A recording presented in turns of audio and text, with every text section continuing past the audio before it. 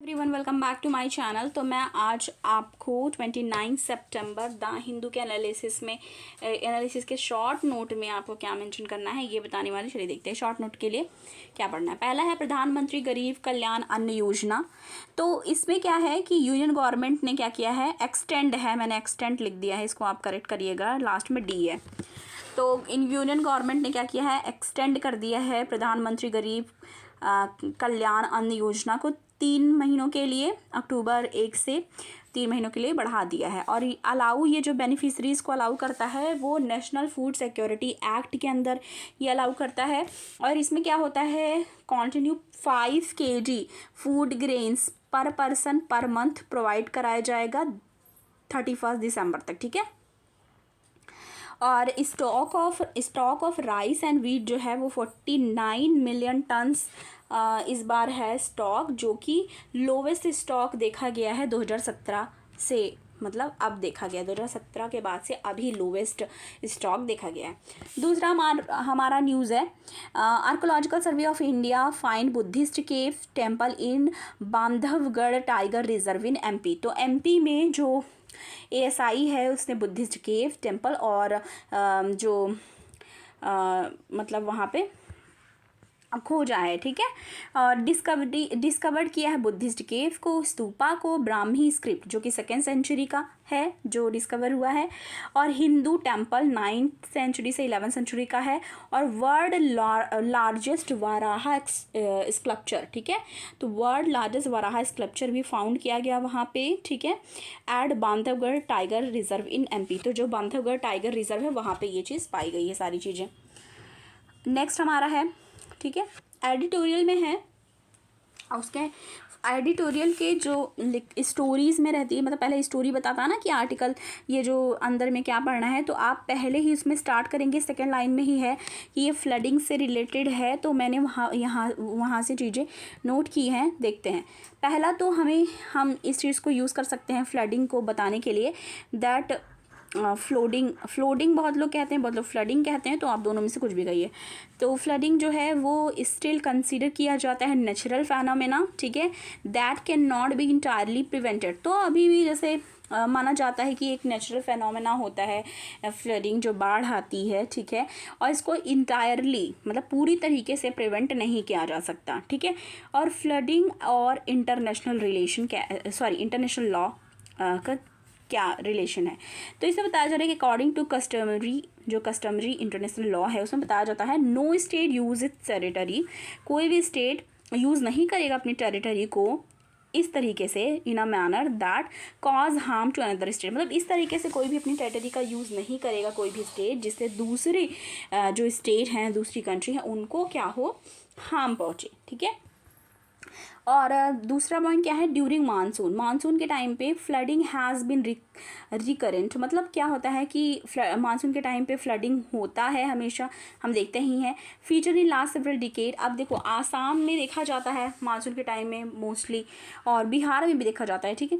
India faces other woes in form of construction of dams by China ने जो dam बनाया उसकी वजह से भी दिक्कतें होती है। किस तरीके से दिक्कत होती है कि कई बार क्या होता है, जब फ्लडिंग का टाइम होता है, जब मानसून का टाइम होता है और फ्लड ऑलरेडी आ रहा था, तो चाइना की तरफ से अगर उसके बांध को, ठीक है, जो डैम है उसको खोल दिया जाए, ठीक है, तो ज़्यादा हो सकती है फ्लडिंग, ठीक है, बहुत ज़्यादा, ठीक है। तो और ये भी एक तरीके का जो कंस्ट्रक्शन ऑफ डैम कंस्ट्रक्ट किया गया है, जो डैम बनाया गया है चाइना के द्वारा, तो वो भी एक तरीके का कह लीजिए कि मतलब प्रॉब्लम फेस करना ही हुआ इंडिया के लिए। इंडिया और चाइना की बात करें, not part of UN convention का पार्ट दोनों नहीं है, जो भी लॉ है नॉन नेविगेशनल यूज़ के लिए, ठीक है, और इंटरनेशनल वाटर कोर्स जो है उसके लिए भी वो दोनों कंट्री नहीं है उसका पार्ट। अब ये जो कन्वेंशन है उसका आर्टिकल 27 क्या कहता है, all appropriate measure to prevent और मिटिगेट, कि मतलब जितने भी अप्रोप्रिएट मेजर्स होते हैं प्रिवेंट करने के लिए वो चीज़ लेना चाहिए, ठीक है, जिससे कि कोई भी हार्मफुल, ठीक है, that harmful to other water course state, मतलब किसी भी कोई भी स्टेट है जहाँ पे दिक्कतें हो रही हैं वो चीज़ को प्रिवेंट करा जा सके। फ्रॉम नेचुरल कॉज और ह्यूमन कंडक्ट, जैसे बहुत ही ज़्यादा नेचुरल कॉज, मतलब कई बार जैसे मोस्टली नेचुरल कॉज और ह्यूमन कंडक्ट होता है, जैसे कि फ्लड और ice condition, water borne disease, ठीक है, बहुत ज़्यादा देखने को मिलता है वाटर बॉर्न डिजीज़, ठीक है, siltation, erosion, salt water intrusion, drought, ठीक है, ड्राउट भी कहते हैं, बहुत लोग डॉट भी कहते हैं, तो दोनों में से कुछ भी यूज़ करिए। और डिसर्टिफिकेशन, ठीक है, डिजर्टिफिकेशन भी या डिसर्टिफिकेशन, दोनों में से कुछ भी यूज़ करिए। इंडिया नेपाल के कंटेस्ट में अगर देखिए तो कौन सी रिवर हो जाती है, कोशी और गंडक रिवर, ठीक है। अभी देखो चाइना और इंडिया का कंटेस्ट हो तो हमारी कोई भी वाटर ट्रीटी नहीं है, इंडिया नेपाल में भी कुछ भी ऐसा नहीं है, पर हमारा पाकिस्तान के साथ है इंडस वाटर ट्रीटी, ठीक है, इंडस वाटर ट्रीटी इंडिया और पाकिस्तान के बीच में है। दूसरा हमारा नेक्स्ट आर्टिकल है rediscovering the Bay of Bengal, rediscover करना बे ऑफ बंगाल को। तो इसमें क्या है, Modi at 4th BIMSTEC summit, Modi ने 4th बिम्स्टेक समिट में बोला opening of centre for Bay of Bengal studies, मतलब बोल रहे हैं कि सेंटर ओपन करेंगे बे ऑफ बंगाल स्टडीज़ के लिए, कहाँ पे, नालंदा यूनिवर्सिटी में। ये भी बताया जा रहा है कोलैबोरेशन किस किस चीज़ पे है, जियो इकोनॉमिक्स पे, जियो politics, ecology, trade, connectivity, marine security है ये, मरीन सिक्योरिटी, मैरीटाइम लॉ, तो इन सब चीज़ों पे। कल्चरल हेरिटेज भी है, बिडबिन इकोनॉमी जो जनरेट करती है opportunity Bay of Bengal region के लिए, और मेजर कॉमर्स हब भी है इंडियन ओशियन का, तो इंडियन ओशियन का मेजर कॉमर्स हब भी है Bay of Bengal region. Indo Pacific orientations के कंटेस्ट में देखें तो रीअलाइनमेंट होती है ग्लोबल इकोनॉमिक और मिलिट्री पावर टुवर्ड्स एशिया, वो भी एक पॉइंट है इसमें, ठीक है। प्रॉब्लम्स क्या क्या हैं, पॉपुलेशन ग्रोथ, रिसोर्स एक्सप्लॉयटेशन, सेलेनाइजेशन, ठीक है, सलाइन हो जाती है जब, ठीक है, सी वाटर राइज, जब भी सी का जो वाटर लेवल होता है वो बढ़ जाता है तब, क्लाइमेट चेंज जो एक्सर्टिंग सिग्निफिकेंट स्ट्रेन होता है जो base environment Bay of Bengal के इन्वायरमेंट में। टैक्स रिफॉर्म की बात करें तो इसमें है टैक्स रिफॉर्म जो है उसको किसके कंटेस्ट में, टैक्स लॉ भी उसमें मेंशन था, टैक्स लॉ कह लो या टैक्स रिफॉर्म कर लो, दो मतलब उसके कंटेस्ट में ये बात करनी है कि 2023-24 में यूनियन बजट जो आएगा उसमें टैक्स लॉ से रिलेटेड चीज़ें उससे रिलेटेड स्टेप्स लिए जाएंगे, ऐसा आज के न्यूज़पेपर के आर्टिकल में मेंशन है।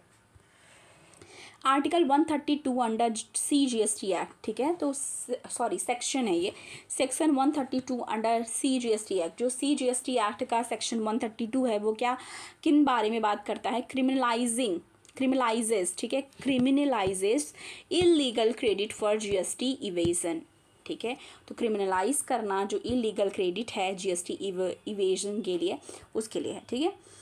और नेक्स्ट न्यूज़ हमारा, गवर्नमेंट ने अपॉइंट किया है लेफ्टिनेंट जनरल अनिल चौहान जो कि रिटायर्ड हैं, उनको फॉर्मल जनरल जो ऑफिस ऑफ कमांडिंग चीफ भी रह सकें ईस्टर्न आर्मी कमांडर को, इनको क्या अपॉइंट किया है as a chief of defence staff, CDS, ठीक है, चीफ ऑफ डिफेंस स्टाफ चुने गए हैं जो हैं general lieutenant general Anil Chauhan ji, ठीक है। और CDS से रिलेटेड कुछ चीज़ें भी मेंशन की गई है कि कारगिल रिव्यू कमेटी था जो हेड किया गया था के सुब्रमण्यम के द्वारा, और ये सारी चीज़ें, तो मतलब बस हमें यही जानना था कि गवर्नमेंट ने अपॉइंट किया है लेफ्टिनेंट जनरल अनिल चौहान को CDS के तौर पे, और CDS से रिलेटेड थोड़ा बहुत जानकारी ले लेंगे, ठीक है। Chapter 1A wait too long pending recommendation since 1999, तो मतलब CDS से रिलेटेड जैसे अगर आपको नहीं समझ में आ रहा तो गूगल पे डालेंगे, फिर उससे रिलेटेड कुछ भी चीज़ें आप देख करके नोट्स में मेंशन कर सकते हैं। तो ये था हमारा आज का द हिंदू का शॉर्ट नोट का एनालिसिस। पसंद आया वीडियो को लाइक कीजिए, ज़्यादा से ज़्यादा शेयर कीजिए, चैनल पे नया है सब्सक्राइब करना ना भूलें। मिलती हूँ आपको नेक्स्ट वीडियो के साथ। Thank you.